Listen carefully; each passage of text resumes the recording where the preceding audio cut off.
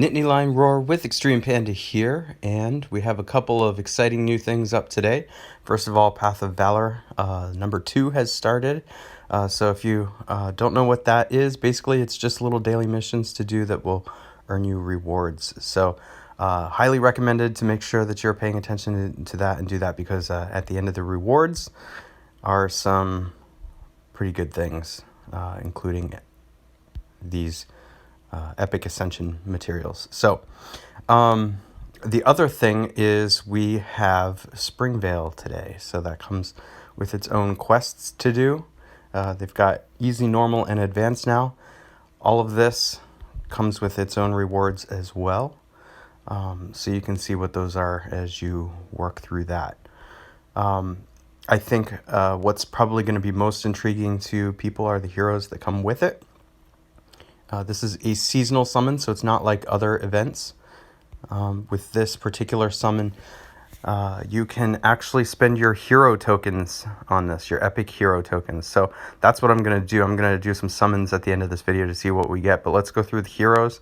Master Lepus is an older one from a previous Springvale event. What he does is deals 410% damage to the target and minor damage to nearby enemies. The caster gets negative 20% defense for 3 turns. This effect can't be dispelled. So he is a fast hero that does a lot of damage to who he's targeting, and his attack stat is really high here. So that's fantastic. He's like a sniper that doesn't just snipe one, but also deals damage to the heroes next to it. But there is a big drawback, and that's that negative 20% defense.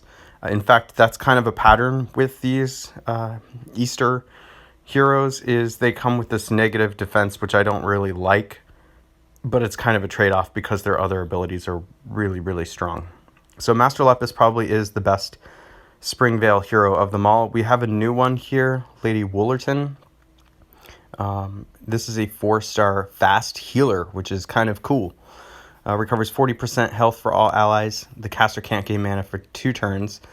So that's the trade-off there. All of these Springvale heroes seem to have a really good ability with a trade-off. So although she's fast, she goes off once, and then you have to wait at least 2 turns before she can start to gain mana again. You can't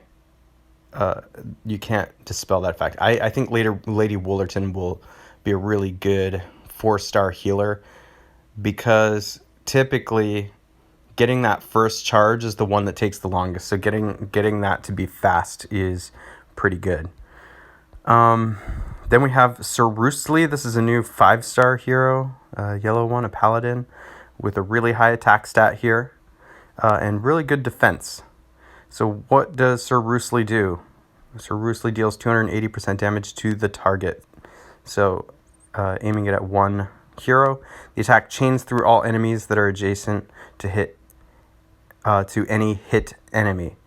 So that feels a bit like Finley, but to me it's like Finley, but when the defense is full. Let's say you're taking him on offense. When the defense is full, he's going to hit everybody. The problem is, as he's not as strong later in the match, while Finley will keep hitting everybody that has buffs. I mean, what's great is Sir Roostly doesn't require the buffs to be hitting them, but later in the match, like let's say you take the tank out, it's only going to hit the 2 on one side. You know what I mean? Lastly, the caster gets negative 20% attack for 3 turns. This effect can't be dispelled. So as has been the pattern with a number of these Springvale heroes, the best part of the hero is up front, the first time you use it, which is really when you're attacking on offense, the most important thing. You want to be able to target enemy heroes and get them out of the picture as soon as possible. And this negative 20% attack wears off after 3 turns. So typically you're not firing him and then trying to fire him again, unless, in the case that you get a diamond, you form a yellow diamond, typically you get to fire, and then you set off the yellow diamond, and then you can fire again immediately. But most of the time you're just kind of using the special, and then it takes at least 3 turns to fire them back up again. And so I don't actually see Sir Roostly's downside being much of a downside. In fact, if I go back to some of these to think about the downside, Yeah, Master Lepus. I really don't like this downside, though, just because Defense Down is a really powerful effect, and that's a really bad one to have. But Master Lepus is really, really good. There are certainly better blue heroes, but he is really good. This one's only 2 turns. Yeah, some of these downsides aren't that big of a downside. Jack O'Hare deals 180% damage to all enemies. The caster gets negative 20% defense for 3 turns, so this is a lot like Master Lepus. The effect can't be dispelled. Again, don't really like the defense down thing. I think that's a really, really big drawback. It is only 3 turns, but you can easily die in 3 turns. So far, as we're looking at the heroes, the defense down drawback is probably the biggest deal. The attack down, I don't think that's much of a big deal. All right, then we have Kill Hair. This is another new one. Again, a nice high attack stat. This is a fighter, so the fighter class is very, very strong. Average speed, so not great. The best heroes in the game all seem to be fast or very fast. Ursina and Teleria are the average speed heroes that seem to do really well, but most average speed heroes start to be too slow. So Kill Hair deals 300% damage to all enemies. That's a good amount of damage. That's a really good amount of damage, especially with that high attack stat. All allies except the caster get negative 20% defense for 3 turns. I hate that. This effect can't be dispelled. I think this is actually a devastating drawback. And I've got to say, I think that kind of ruins this hero for me. I could see how I think this hero should have been formed is that she deals damage to all opposing enemy heroes, but she takes a bigger defense down rather than giving it to your whole team. But I have a feeling Kill Hair will actually end up killing your whole team. So I don't know that I like that hero all that much. We have Chick Jr., a 3-star hero. Now, why am I going to go through this 3-star heroes? I really like the 3-star tournament, and I am really glad they're coming out with interesting heroes for the 3-star tournament because that makes this game so much more interesting. So Chick Jr. deals 180% damage to all enemies. The caster gets negative 20% attack for 3 turns. This effect can't be dispelled. So this is like a 3-star version of that 5-star yellow hero. So kind of cool. I like Chick Jr. That's a really high attack stat for a 3-star hero. Kind of cool. Average speed. So that's okay. But that's a lot of damage that Chick Jr. is dealing there for a 3-star hero. We have SQUIRE WABBIT, who is one of the older heroes. Chick Jr. was a new one, by the way. This one is a fast 3-star hero that deals 355% damage to the target. The caster gets negative 20% defense for 3 turns. This effect can't be dispelled. So again, a lot like the Master Lepus type of deal here, but for a 3-star hero. And that appears to be it for the Springvale heroes this time around. I'm going to do some summons now. Which ones do I hope to get? Well, I'd be very happy to get Master Lepus. I'd be very happy to get Sir Bruce Lee. And then for some of these other ones here, I don't have Jack O'Hare. I'll never be sad if I get a 5-star hero, but I just can't see myself ascending Kill Hair. I'd be glad to get Chick Jr. I probably wouldn't ascend SQUIRE WABBIT, but those are the ones I'm looking for, so let's do it. All right, here's what's really cool. If you didn't know you could do this already, for these seasonal events, you can actually use your epic hero tokens. So see that in the lower left-hand corner? I've got 29 epic hero tokens. I saved them for these seasonal events because you can potentially get these heroes with your epic hero tokens. And in addition, you can potentially get the hero of the month. The hero of the month you have a 1.3% chance of getting. And then these legendary seasonal heroes, you actually have a better chance of getting 1.5%, which is nice. Now, with 29 epic hero tokens, I am statistically likely to get 1 or maybe 2 legendary heroes. But that's about it. So remember, the percentages are small. That's just the way it is. Okay, here we go. Let's do it.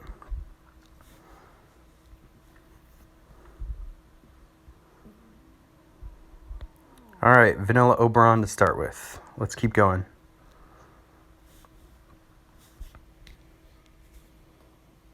SQUIRE WABBIT.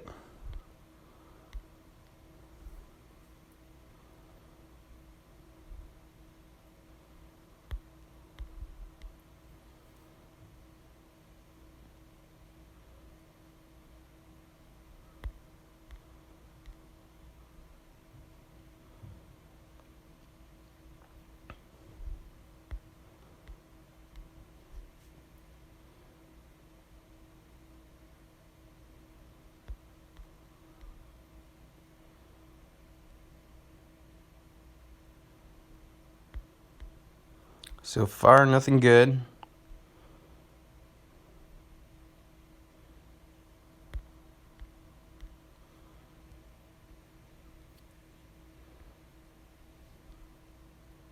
Alright, so there's one of the new 3-star heroes. I'm glad to have that one for the tournament.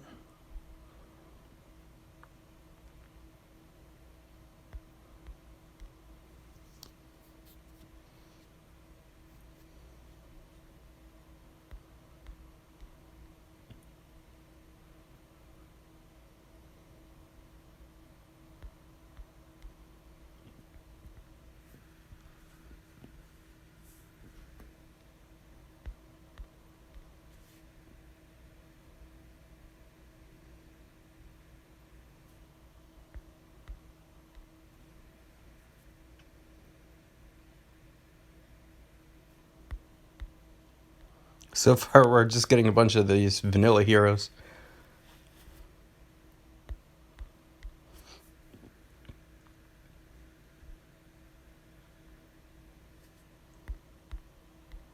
I already have these heroes. I don't need these.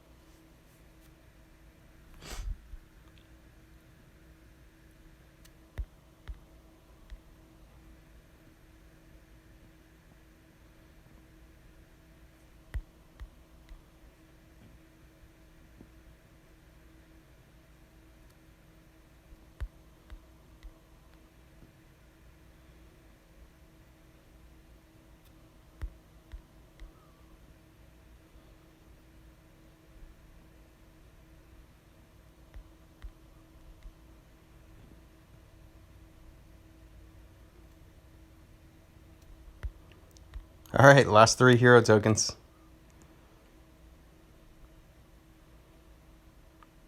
Alright, well, we finally got an epic Springvale hero, Jack O'Hare.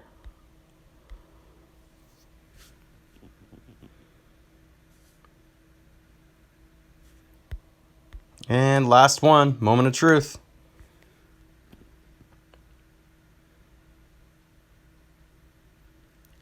HAWKMOON. All right, wow. So 29 epic hero tokens, not a single 5-star hero, not even the hero of the month. That is too bad. Only really got a couple of new heroes that I could potentially save that I didn't have before.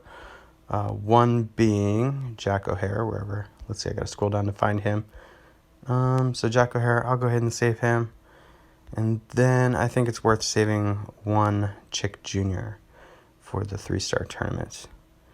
I did get SQUIRE WABBIT. I'll save a SQUIRE WABBIT. But all the rest are just going to become feeders. I do have a lot of gems. I'm not going to spend gems on this particular event because I don't think that any of the Springvale heroes are like game-changing by any means.